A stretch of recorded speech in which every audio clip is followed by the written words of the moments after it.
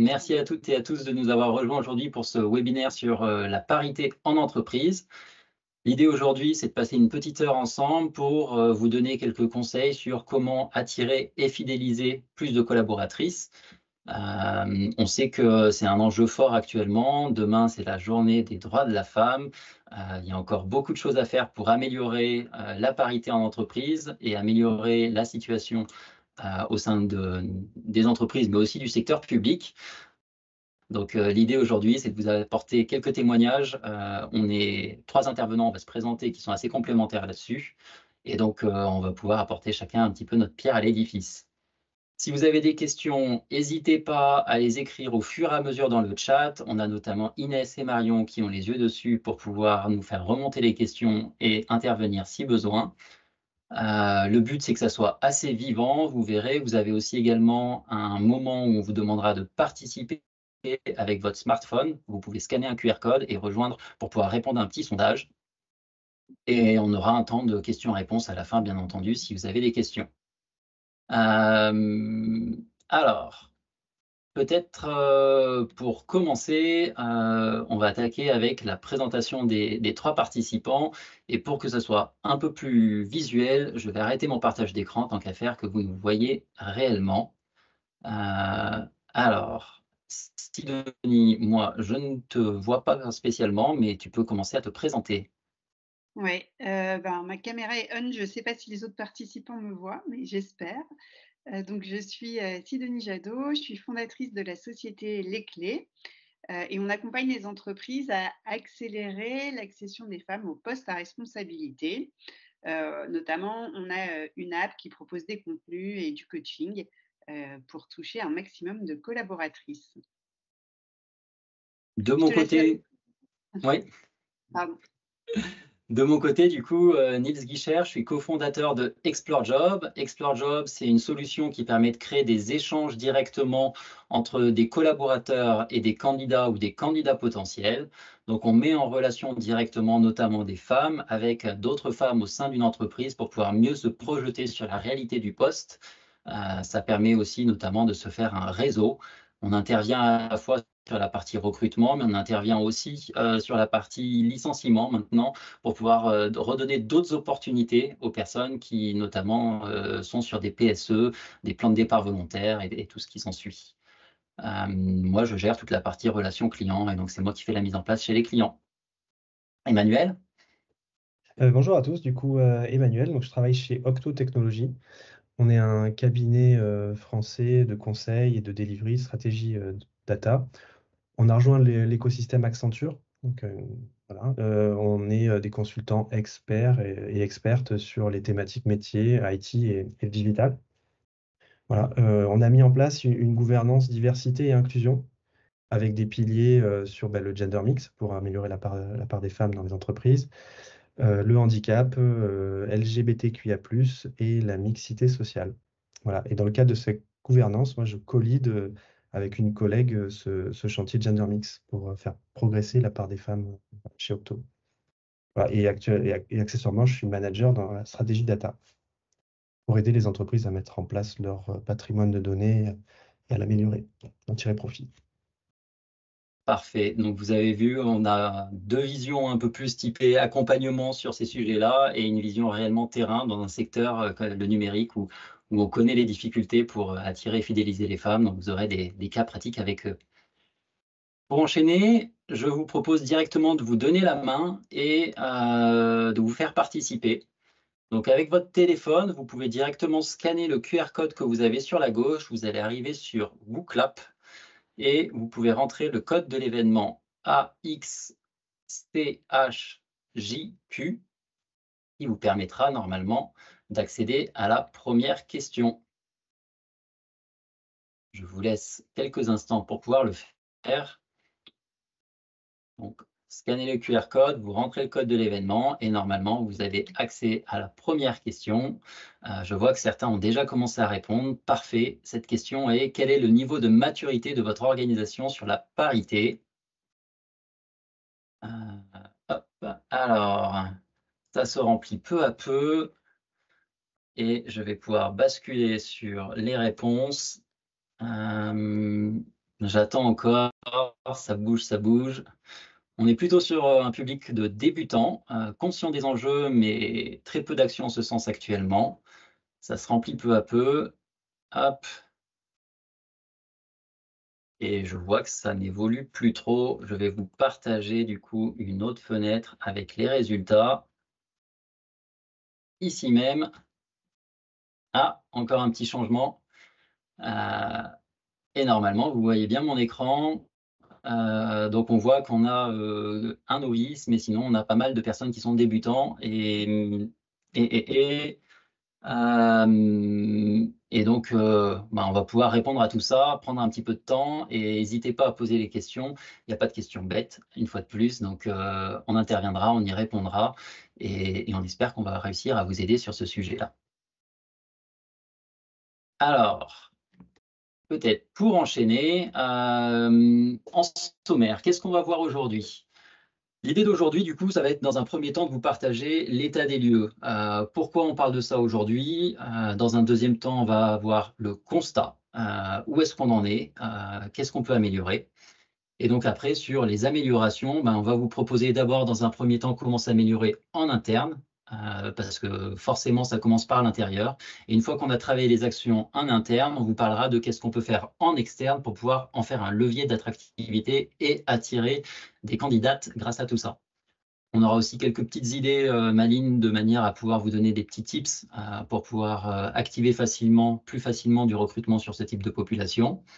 Et à la fin, on se présentera un peu plus rapide, de manière un peu plus complète sur, en tout cas, notre accompagnement à chacun et ce qu'on propose.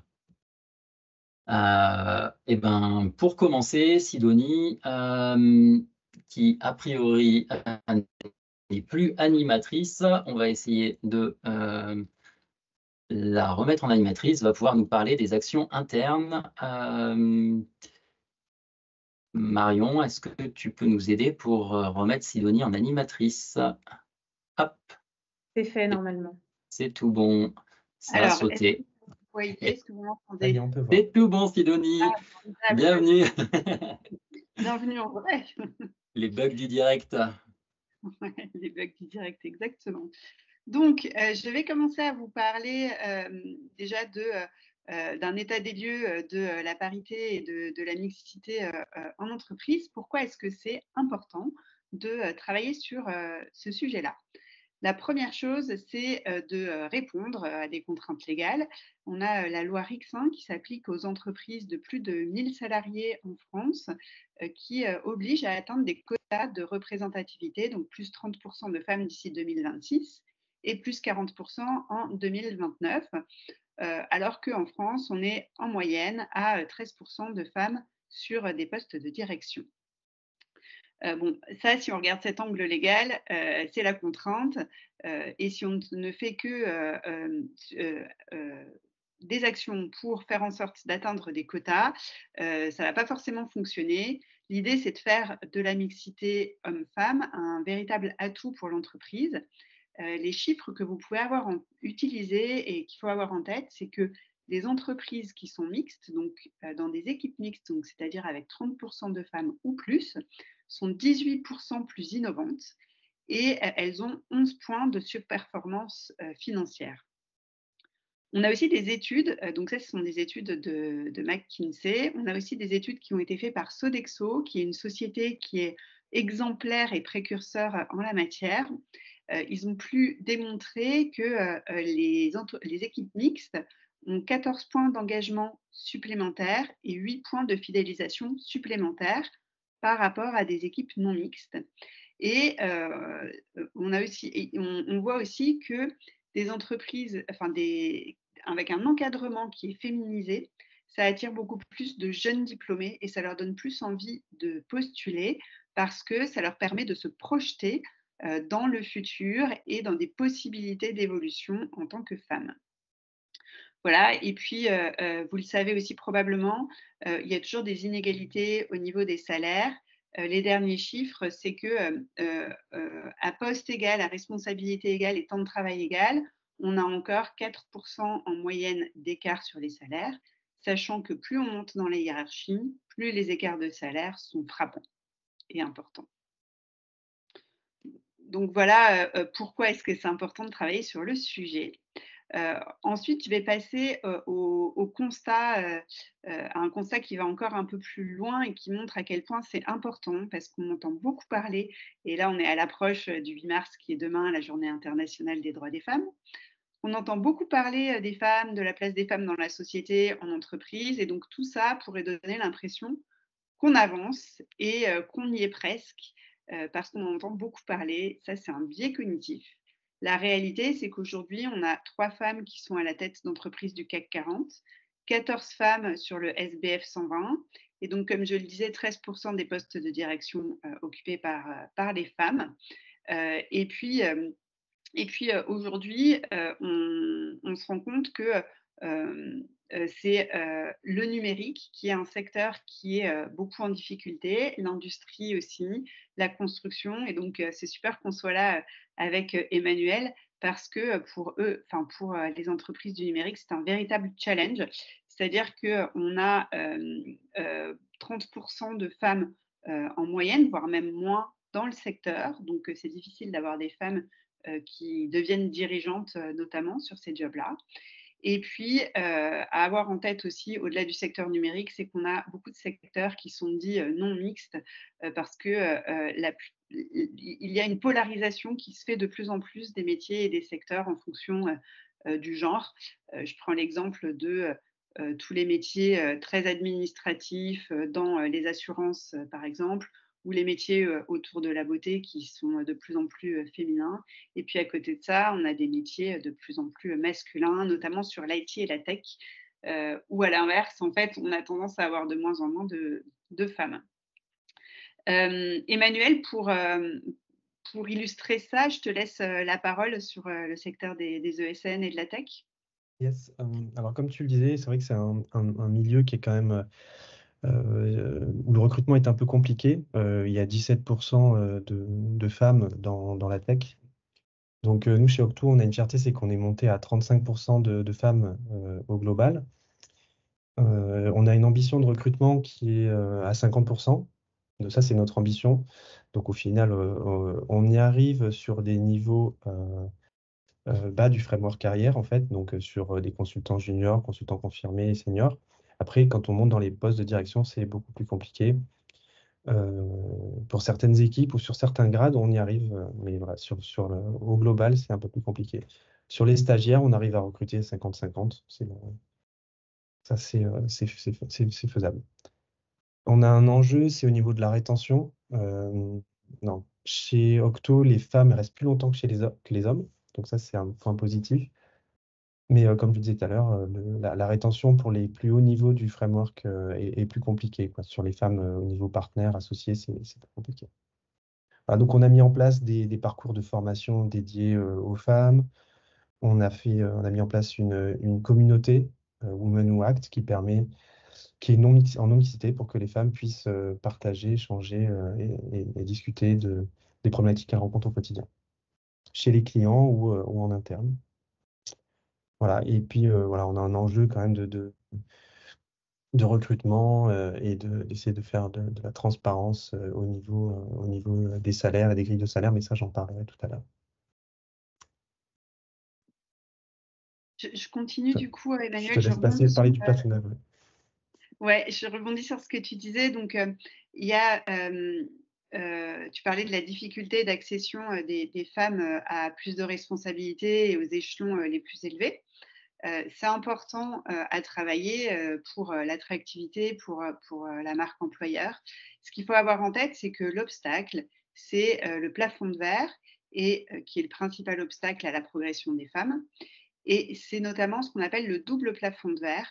En fait, ce qu'on constate dans les entreprises, c'est qu'il y a un écart entre les effectifs et les passages de niveau cadre manager. En moyenne, on perd 5 points de femmes à cet échelon-là. Et puis, on a un second étage qui pose problème, qui est le second plafond de verre. C'est le passage de cadre, de manager à des postes de direction exécutive. Et c'est là que se situe le plus gros enjeu, puisqu'on perd en moyenne 14 points. Donc ça, c'est des chiffres qui sont issus de l'Observatoire de la féminisation des entreprises qui est mené par Michel Ferrari, qui est professeur à l'école Schema Business School, qui a sorti toute une étude sur le sujet. Si ça vous intéresse, il vient de sortir son édition sur 2023. Je vous encourage à aller la lire. C'est sur les entreprises du CAC 40, mais c'est globalement des problématiques qu'on retrouve dans toutes les entreprises et l'étude est super intéressante. Donc, une fois qu'on s'est dit ça et toutes ces difficultés à franchir et ces mauvaises nouvelles, il y a plein de solutions qui existent et vous allez le voir, on va vous en parler avec Nils et Emmanuel. Finalement, il y a deux choses à travailler en interne. Pourquoi? Parce que pour attirer des candidats, on commence, le mieux, c'est de travailler sur l'interne et ensuite de le faire ressortir à l'externe. C'est majeur de s'appuyer sur des choses qui sont réellement mises en place. Vous avez aujourd'hui de plus en plus de personnes qui sont conscientes de l'existence du greenwashing et aussi de l'existence du pinkwashing, qui est les actions qui sont les actions en surface et qui pénalisent les entreprises plus que la réalité. Donc, ce qui est à travailler en interne, c'est à la fois travailler sur le terrain de jeu et travailler sur les joueuses. C'est-à-dire qu'on travaille à la fois sur la culture et les pratiques de l'organisation. Et ensuite, il faut travailler à accompagner les femmes pour lever les obstacles qu'elles ont intériorisés. Quand on parle de travailler sur la culture et les pratiques de l'organisation, on parle de créer une culture inclusive. Ça passe par de la lutte contre le sexisme et les stéréotypes. On parle aussi de lutter contre la cooptation grâce à des process de mobilité interne et puis des process de recrutement externe appropriés et de travailler sur la parentalité. Et quand on travaille sur les obstacles intériorisés par les femmes, on travaille plutôt sur l'ambition, le fait d'oser, les biais, etc. On va en parler un petit peu plus et on va parler avec Emmanuel de concrètement quelles actions internes peuvent être mises en place. Emmanuel, tu vas étayer ça peut-être par des exemples que vous mettez en place chez Octo. Oui, tout à fait. Donc, la première chose qu'on met en place, en fait, c'est un parcours de sensibilisation qui est disponible pour les managers, pour les recruteurs, mais aussi pour les femmes au sein de l'entreprise qui ont besoin d'accompagnement et de coaching. Donc, on a des parcours qui sont dédiés aux femmes via l'organisme Diaphora. On a un parcours fresque de la diversité. Donc, ça, c'est pour tous nos recruteurs, toutes les personnes qui font passer des entretiens d'embauche, pour qu'elles soient sensibilisées à tous les biais qu'on peut avoir lorsqu'on fait des recrutements. Puis on organise des tables rondes parcours de femmes. On a par exemple une communauté dont je parlais tout à l'heure qui s'appelle Women Who Act, qui regroupe une grosse partie des femmes qui sont chez Octo pour qu'elles puissent partager, échanger sur des problèmes qu'elles rencontrent au quotidien. On a mis en place aussi un nuage de points qui est la grille des salaires par genre. Donc, ça représente la répartition des salaires par genre, par grade et par ancienneté. Donc, on peut se situer du coup au niveau de ses autres collègues, féminins et masculins, à partir de tous les grades, en fait. Parce que se comparer en termes d'ancienneté, en termes de grade. On a mis aussi en place un congé de priorité personnelle. Donc ça, c'est un congé spécial qui est sur la base du volontariat. À partir de 5 ans d'ancienneté, on peut prendre de 1 à 3 mois de congé avec le maintien de la moitié du salaire. Donc ça, c'est tous les salariés qui veulent le faire peuvent faire la demande et faire ce qu'ils veulent pendant ce congé.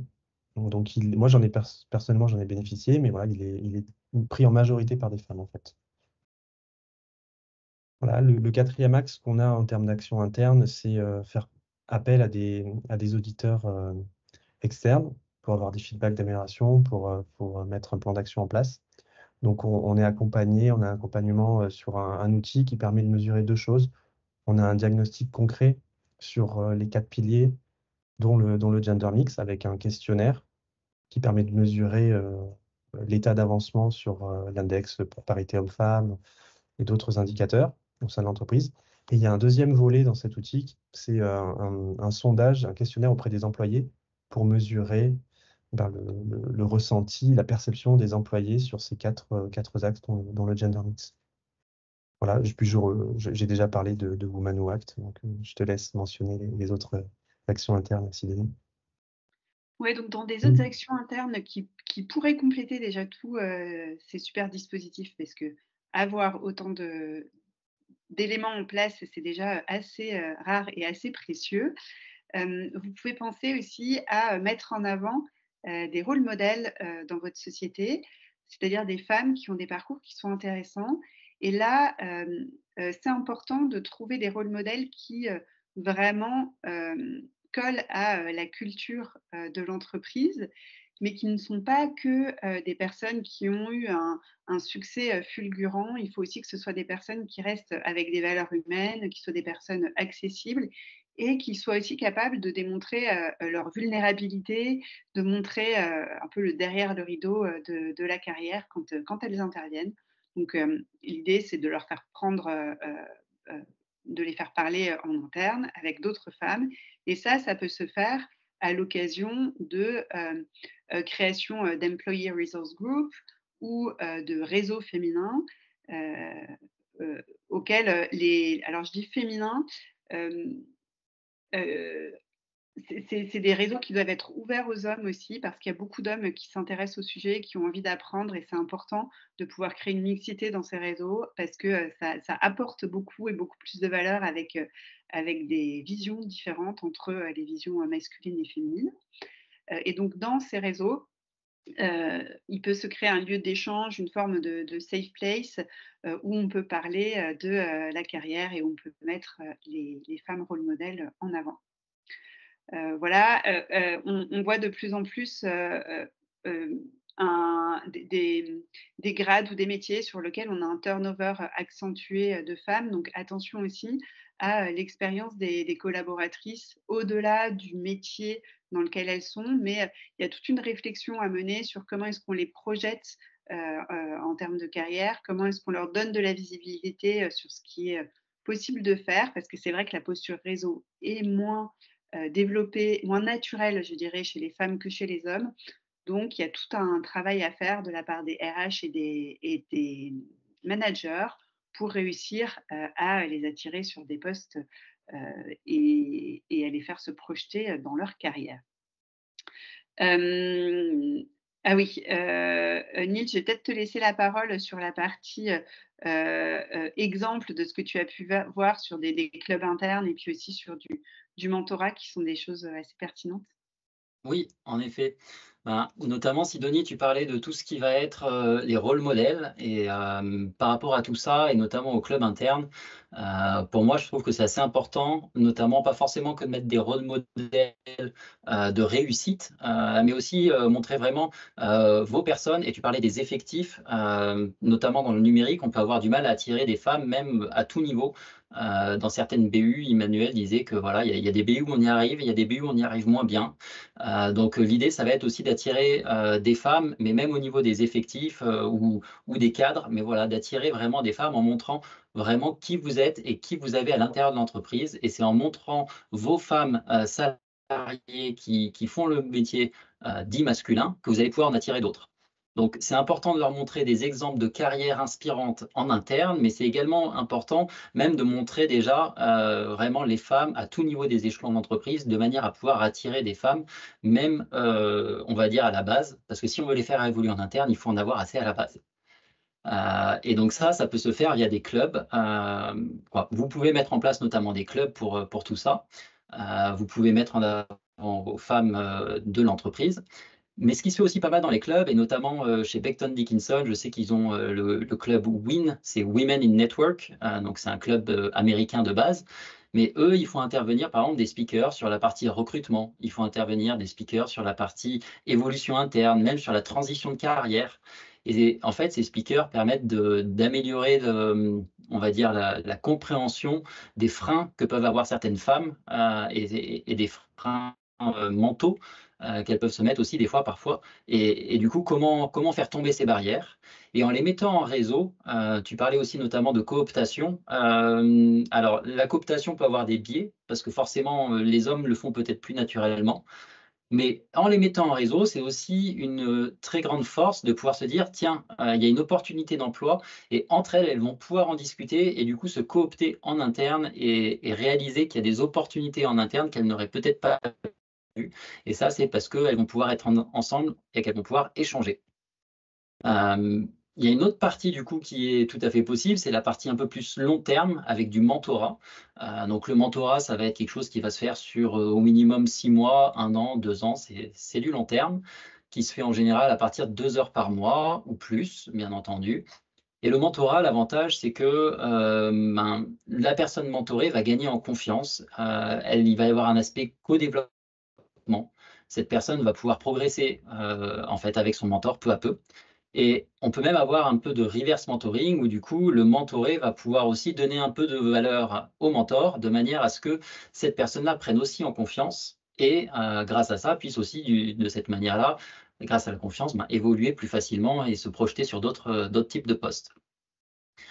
Une autre façon de faire un peu du mentorat, c'est aussi notamment ce que nous, on va proposer avec Explore Job, c'est pouvoir tout simplement parler de son métier à une communauté de candidats ou une communauté de candidats potentiels qui pourraient être intéressés par ce qu'on fait. Et en donnant la parole à ces femmes, on va leur permettre notamment de prendre conscience de leurs acquis, voir un petit peu mieux le parcours, leurs évolutions et attirer d'autres personnes, exactement comme disait Sidonie pour la partie rôle modèle, et attirer des profils en externe.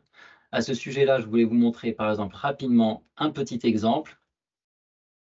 On va avoir des profils, par exemple chez nous, de femmes qui ont des métiers dits masculins. Donc voilà, technicienne de méthode de production. Excusez-moi, je coupe le micro avec le bouton de partage qui se greffe là-haut. Des personnes qui sont développeurs web de la même manière, qui tout simplement peuvent parler de leur métier et on parlait des enjeux sur le numérique, ou de personnes par exemple dans le milieu automobile, qui est aussi un milieu plutôt masculin de base, qui vont pouvoir justement promouvoir ces métiers de femmes, ces métiers dits masculins auprès des femmes. Donc voilà pour quelques petites idées de comment on peut promouvoir en interne les femmes et comment on peut les aider en les mettant en réseau à attirer plus de femmes et à les fidéliser. Sidonie, je crois que tu as quelques petits points à ajouter à ce sujet-là. Oui, tout à fait. Donc, on parlait au départ, comment est-ce qu'on crée un terrain de jeu positif et ensuite, comment est-ce qu'on accompagne les femmes. Alors, on a une question qui est, quelles sont les spécificités des parcours de formation dédiés aux femmes? Donc, je vais en parler maintenant. Alors, nous, on a interrogé des femmes dans leur carrière, on a interrogé des RH aussi. On a interrogé une centaine de personnes chez les clés. Et finalement, ce qui ressort de ça, c'est que les femmes demandent à être accompagnées sur leur ambition. Elles ont envie d'oser leur ambition. Quand on interroge des jeunes femmes à la sortie d'école, elles sont 60% à dire qu'elles veulent devenir, alors d'école Bac+5, elles sont 60% à dire qu'elles veulent devenir directrices, alors que les hommes sont 50%. Néanmoins, ce n'est pas forcément perçu comme tel dans l'entreprise. La question de l'ambition est souvent posée. Est-ce que les femmes ont envie d'aller aussi loin dans leur carrière que les hommes? La réponse est oui.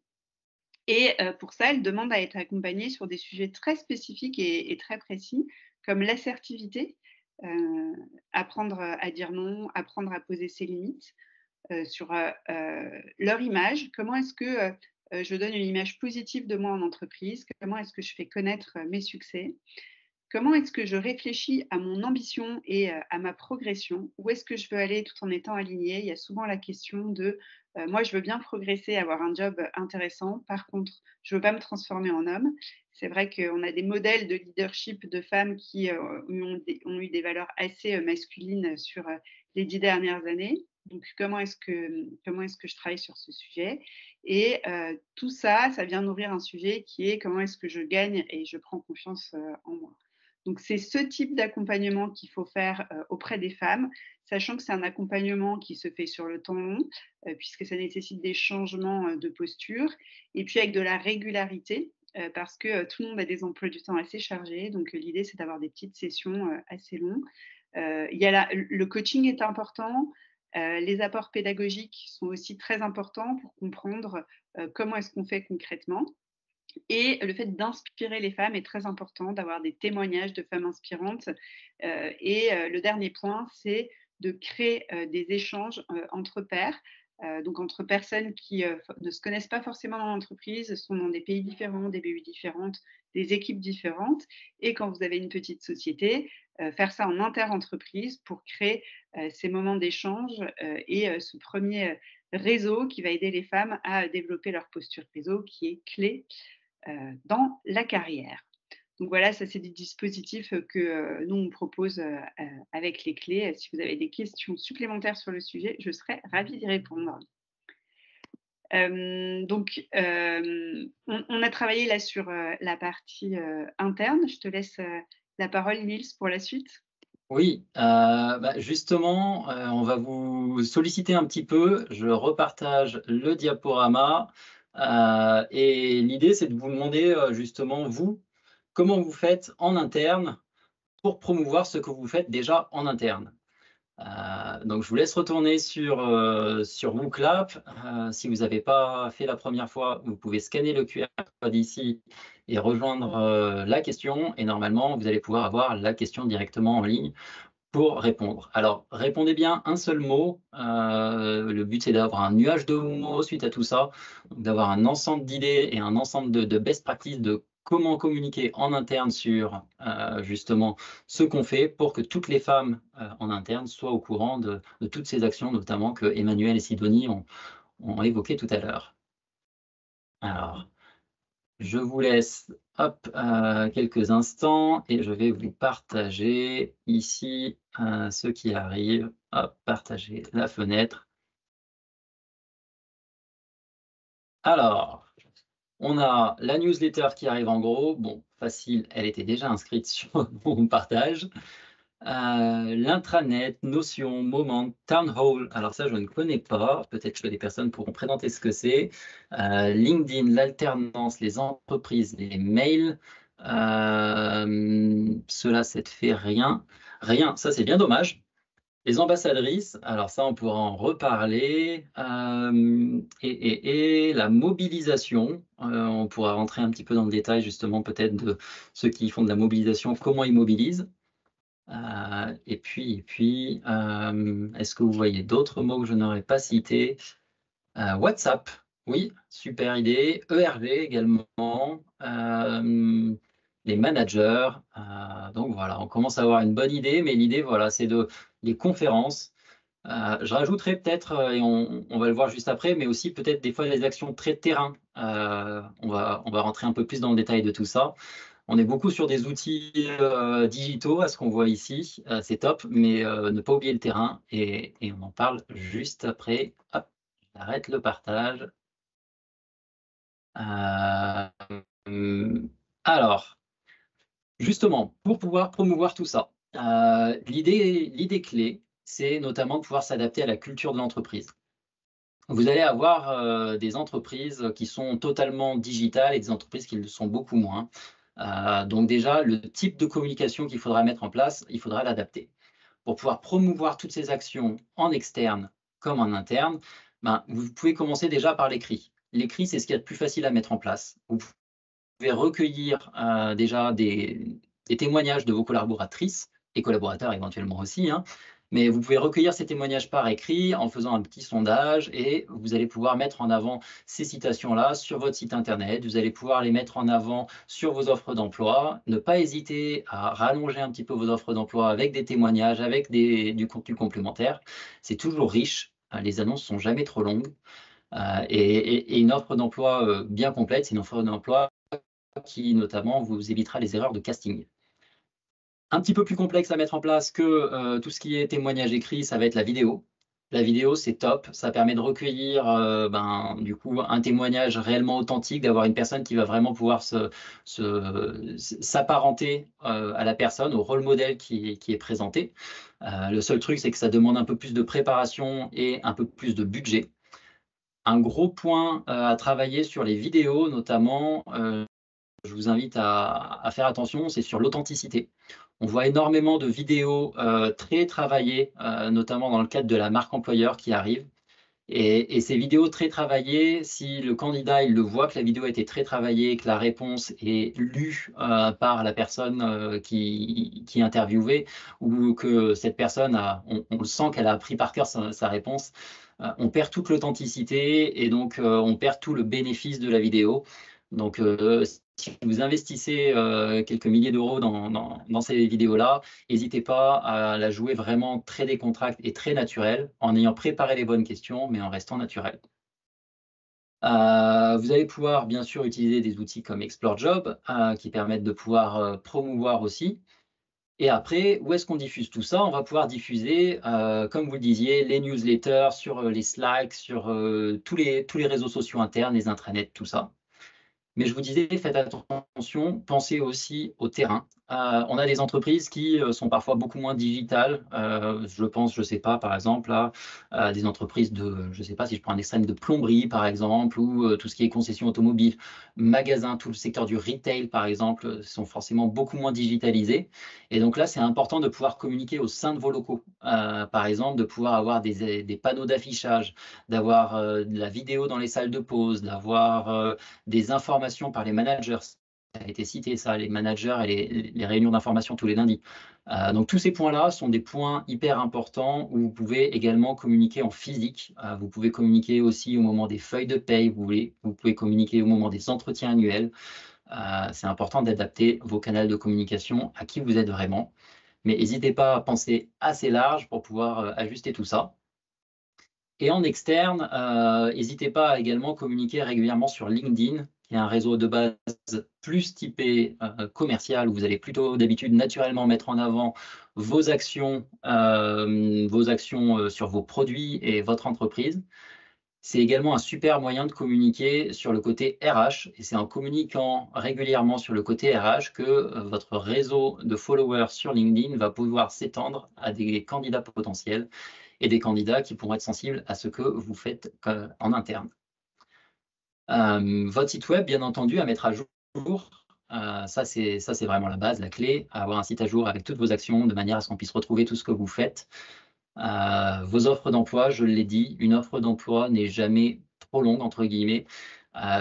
Vaut mieux en dire trop et avoir les personnes qui candidatent parce qu'elles ont vraiment compris pourquoi elles candidataient chez vous et vous évitez les erreurs de casting, que des personnes qui viennent parce qu'elles n'ont pas tout à fait compris qui vous étiez et qui, au final, découvrent qu'après coup qui vous êtes vraiment et si ça leur convient ou pas. Donc, rallongez vos offres d'emploi et si vous avez des choses à destination spécifique du public féminin, mettez-les réellement en avant. Et dans ce cadre-là, également, n'hésitez pas à baser vos offres d'emploi sur les personas.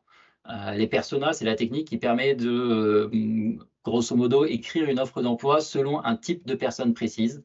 Et si vous voulez féminiser vos équipes, n'hésitez pas à utiliser cette technique des personas pour pouvoir justement adresser votre message, votre offre d'emploi plus particulièrement aux femmes, même si elle doit être inclusive, vous pouvez quand même diriger ce contenu avec des choses qui notamment vont plus parler au public féminin qu'au public masculin. Voilà pour tout ce côté-là. Sidonie, je crois que tu voulais compléter sur la partie justement après les offres d'emploi, c'est quand on attaque le recrutement, c'est ça? Oui, tout à fait, je peux compléter. Sur la longueur des offres d'emploi, effectivement, n'hésitez pas à mettre pas mal de choses sur votre entreprise, sur votre culture.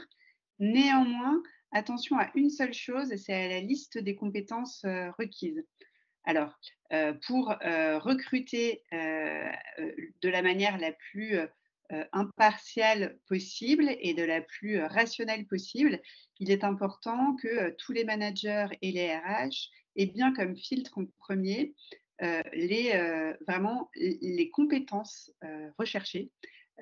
Et dans les offres d'emploi, la liste des compétences doit néanmoins ne pas être trop longue puisque ça peut impressionner et donner moins envie de postuler à des femmes.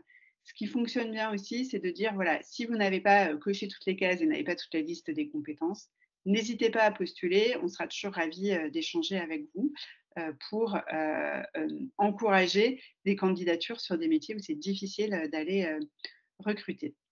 Que vous ayez des équipes talent management, que vous fassiez, talent acquisition, que vous fassiez appel à des recruteurs externes, que vous ayez des managers régionaux qui recrutent. dans toutes ces situations, il y a une chose qui est importante, c'est d'exiger d'avoir pour chaque recrutement une représentativité des deux genres, masculin et féminin, dans le pool de candidats à la base préqualifiés et dans le pool de candidats qui va arriver en bout de process de recrutement.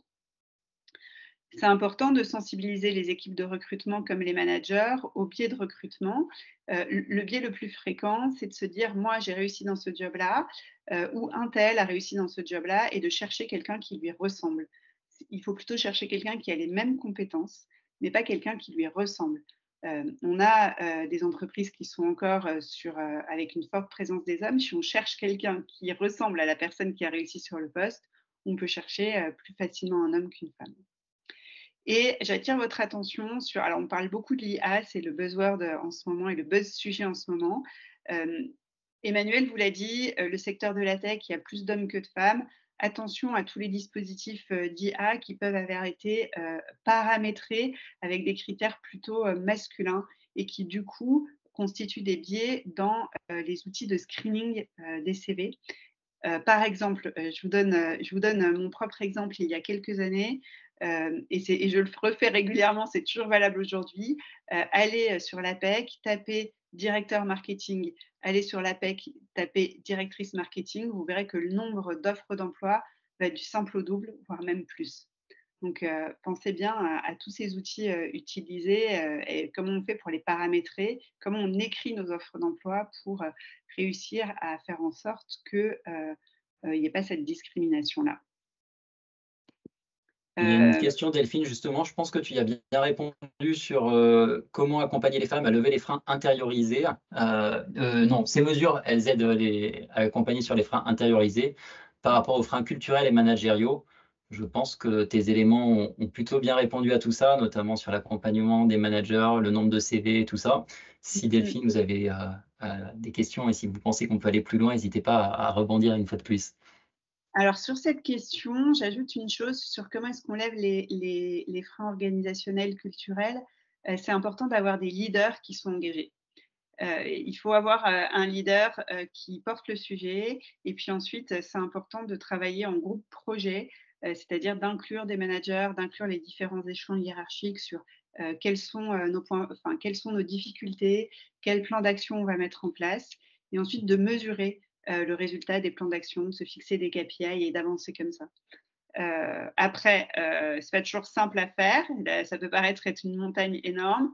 On peut commencer par des petites choses comme des actions de sensibilisation sur les stéréotypes, de travailler sur le sujet du sexisme. Et puis aussi, sur les populations de dirigeants, c'est pas mal de leur faire comprendre via des ateliers, via des jeux, quels sont les obstacles d'une carrière féminine, et de leur faire ressentir les stéréotypes pour les engager. Donc là, on est un peu sorti du sujet de l'externe, mais j'espère que ça répond bien à votre question, Delphine. Si vous en avez d'autres, n'hésitez pas, on complétera avec plaisir. Je crois que oui. Sur la question de l'externe, il me semble, tu avais encore des choses à dire, Nils, ou Emmanuel, tu avais... Non, c'est Emmanuel, je crois. Ouais. Du coup, moi, je voulais parler aussi pour atteindre plus de mixité, dès les process de recrutement, du coup, on fait appel à des cabinets de chasse spécialisés sur certains profils. Ça nous aide effectivement à avoir plus de femmes dans le pipe en entrée. Après, dans les entretiens de recrutement, on essaie de communiquer sur tous les avantages pour les EOCTO, quel que soit leur genre, hein, mais du coup sur tous les services et les avantages qu'ils peuvent avoir. On mentionne qu'on est signataire de la charte de la diversité, donc c'est pas pour faire juste du pinkwashing, mais du coup, on montre que nos recruteurs, ils sont sensibilisés, ils sont formés au biais du recrutement, comme tu mentionnais tout à l'heure. Ils sont formés sur la fresque de la diversité. Et on a mis en place un dispositif aussi qui s'appelle Jamais sans elle. C'est que dès les premiers entretiens de recrutement, on a une femme qui participe aux entretiens. Ça permet d'arriver à fidéliser et à attirer plus de femmes. Voilà, on a appelé ça Jamais sans elle. On met enfin, voilà, sur les avantages qu'on met en place, il y a des avantages qui sont liés à la parentalité, mais il ne faut pas non plus parler que de la parentalité, en fait, hein. On a mis en place du mentorat et du coaching, mais on en a déjà parlé à de nombreuses reprises. Euh, en On peut petites parler idées, maintenant des idées malines. Ouais. Vas-y, ouais, Mathis. en petites idées complémentaires également qu'on peut vous donner pour attirer plus de femmes, c'est notamment de recruter par cohorte. Recruter par cohorte, l'idée, ça s'applique notamment particulièrement bien aux petites entreprises. Quand on est déjà quelques centaines ou quelques milliers, forcément, ça fera moins la différence. Mais sur tout ce qui est TPE, PME, en tout cas PME, quand on arrive à recruter au moins deux femmes d'un coup, ou trois ou quatre, et ben en fait, on va éviter le syndrome de j'ai enfin recruté une femme, c'est top, mais du coup, elle se retrouve toute seule, isolée parmi une entreprise très masculine. Et donc, qu'est-ce qui va se passer? C'est que cette femme aura plus de chances, en tout cas, de se sentir un peu isolée, exclue, et du coup, de repartir très rapidement. Et donc, on va toujours avoir des difficultés à recruter cette première femme. Et donc, si on arrive directement à recruter, et c'est important que l'intégration se fasse en même temps pour ces deux femmes, ou ces trois femmes, ou ces quatre femmes-là qui arrivent, ça permet notamment de créer un petit clan, voilà, un club interne, notamment, on en a parlé, mais grosso modo, de recréer une petite cohésion, une petite esprit d'équipe qui permettent notamment à ces femmes de se sentir plus intégrées et de pouvoir se sentir un peu, voilà, moins seules, plus bienvenues et directement mieux dans l'entreprise. Si on n'en recrute qu'une à la fois, forcément, il va y avoir des risques à chaque fois que cette personne souhaite quitter l'entreprise parce qu'elle se sent un peu isolée. Si on prenait l'exemple strictement inverse d'avoir un seul homme dans une entreprise féminine, il se passerait sûrement exactement la même chose. Donc, mettez-vous à leur place un petit peu aussi et tout de suite, forcément, on comprend tout à fait pourquoi. Autre point qui marche bien, qui peut se faire assez facilement avec l'accord des RH notamment, c'est de pouvoir adapter à son programme de cooptation. On parlait de la cooptation, déjà, l'idée c'est de pouvoir tout simplement doubler le montant de la prime de cooptation chez les femmes, et ce, quel que soit leur niveau de poste. Et c'est d'autant plus intéressant, par exemple, de doubler la prime de cooptation sur les niveaux 4. On va avoir du mal à recruter des femmes. Si on double la prime, je pense que vous pouvez avoir plusieurs collaborateurs en interne qui vont être vraiment beaucoup plus motivés pour aller vous aider sur le recrutement. Parce que quand on forcément on met une incitation derrière, les gens sont forcément beaucoup plus motivés et beaucoup plus impliqués. Donc, c'est un petit tips. C'est vrai que ce n'est pas forcément totalement égalitaire, mais si vous avez un réel enjeu, c'est quelque chose qui permet assez facilement de, en tout cas, motiver vos collaborateurs à aller chercher beaucoup plus de profils féminins dans leur base, plutôt que des profils masculins. Voilà grosso modo pour l'idée générale de tout ce qu'on peut mettre en place. Je crois qu'Emmanuel, tu voulais nous partager quelques réflexions que tu as actuellement, que vous avez actuellement chez Octo sur d'autres actions que vous pourriez mettre en place. Oui, oui, alors il y a des actions qu'on va mettre en place dans cette liste et il y en a d'autres qui sont en étape de projet, de budgétisation, et puis de voir si l'impact sera accepté de manière positive par les Octos. Mais donc déjà, ce qu'on a commencé à mettre en place, c'est une page intranet pour recenser tous les services et avantages pour les salariés, de faire un affichage pour contacter les personnes ressources dans votre entreprise, donc les personnes qui feraient un peu la hotline d'écoute pour s'il y a des remarques sur le sexisme ordinaire. Donc essayer d'avoir des personnes relais dans l'entreprise. Il y a des pistes autour des congés menstruels, autour de l'endométriose, donc pour les femmes qui sont sensibles à ça. Le don de congés, donc pour aider la solidarité entre le don de jours solidaires. Donc c'est pour les employés qui vivent des situations compliquées, donc des enfants en situation de handicap, de maladies graves, de perte d'autonomie d'un proche, enfin, des situations qui sont très graves et très difficiles à vivre. Donc pour aider les salariés, donc on a mis en place des campagnes de dons. Voilà, et puis la réflexion aussi, c'est de mettre en avant et d'encourager les femmes à participer à des communautés externes, à des prises de parole en public, des conférences, pour donner de la visibilité. Et puis, comme tu le disais, Sidonie, tout à l'heure, de créer des rôles modèles, de mettre en avant les femmes pour donner envie aux autres, attirer les femmes. Le petit point quand même, c'est j'attire votre attention sur le fait qu'il faut quand même prendre en compte ce temps bien valoriser ce temps et cette énergie que vont mettre les femmes qui vont participer à ces conférences, que ce soit bien valorisé en fin d'année, que c'est des choses qu'on leur demande de faire en plus de leur travail quotidien.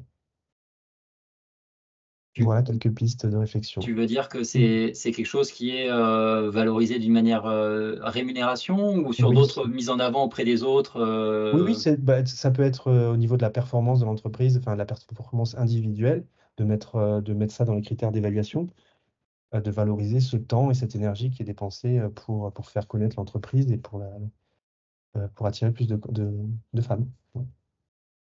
Parfait. Eh ben, on a fait grosso modo le tour de ce qu'on souhaitait vous présenter aujourd'hui pour les idées, comment le travailler en interne puis en externe. S'il y a des questions, n'hésitez pas à les poser. Et en attendant, je vois que certains nous ont déjà quittés. Mais en attendant, je propose à Sidonie peut-être de nous en dire un peu plus sur son accompagnement auprès des clients qu'elle a sur ce sujet de la parité. Oui, tout à fait. Donc, nous, notre spécialité, c'est de construire des programmes d'accompagnement pour faire progresser les femmes à des postes à responsabilité. Et finalement, on adresse des problématiques qui sont soit des problématiques de turnover sur certains métiers, sur certains grades, et des problématiques d'accession à des responsabilités, bien souvent aussi en fonction d'un métier, en fonction d'un grade.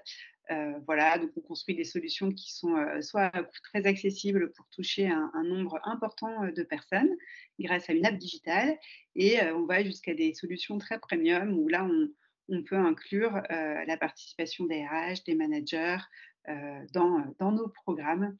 Donc, n'hésitez pas à me contacter si vous avez des questions sur ces sujets-là. Pas nécessairement pour travailler ensemble, mais déjà si je peux vous répondre, ce sera un véritable plaisir.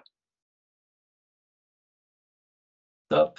Et ben nous, du coup, chez Explore Job, comme vous l'avez compris, notre idée, c'est de créer des programmes ambassadeurs. Donc, si on peut en profiter pour créer des programmes ambassadeurs qui mettent en avant des femmes pour vous aider à attirer d'autres femmes, on sera ravis de le faire. Notre solution, elle est vraiment de A à Z. L'idée, c'est de vous aider à aller chercher des ambassadeurs et des ambassadrices, les mettre en avant sur votre propre site carrière de manière à pouvoir montrer vos femmes directement à vos candidates et du coup pouvoir en attirer d'autres. Suite à ça, ils vont justement échanger, faire des petits rendez-vous qui vont être téléphone, visio. C'est des rendez-vous d'une dizaine, quinzaine de minutes qui permettent de mieux comprendre la réalité du poste, savoir vraiment comment ça se passe chez vous. Et du coup, grâce à ça, grâce à cet échange qui est en général très très riche et qui va permettre de mettre un peu des étoiles dans les yeux des candidats, faire que le candidat candidate principalement chez vous plutôt que chez la concurrence. Donc ça, c'est notre premier secteur d'activité. On le fait directement depuis votre propre site carrière. Le second, c'est d'avoir notre propre plateforme Explore Job. Et cette plateforme Explore Job, elle recense du coup plus de 6000 professionnels actuellement. Donc c'est une quantité inouïe de métiers disponibles et de mentors disponibles, prêts à parler de ce qu'ils font.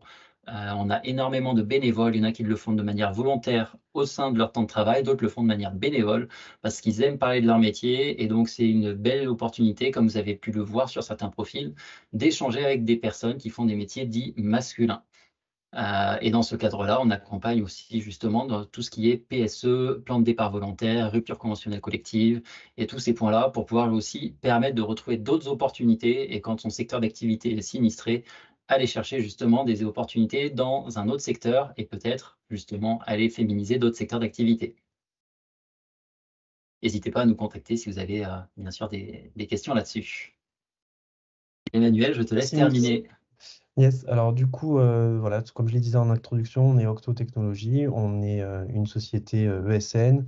On fait les choses un petit peu différemment.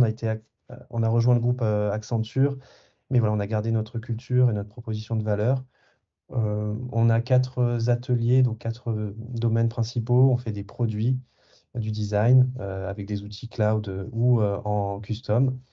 Et on a de nombreux experts sur la partie data et IA. Donc, on accompagne les entreprises à gérer leurs données et en tirer profit. On fait beaucoup de delivery, donc d'implémentation de produits, mais on fait de la formation et aussi du conseil et de la stratégie sur la donnée.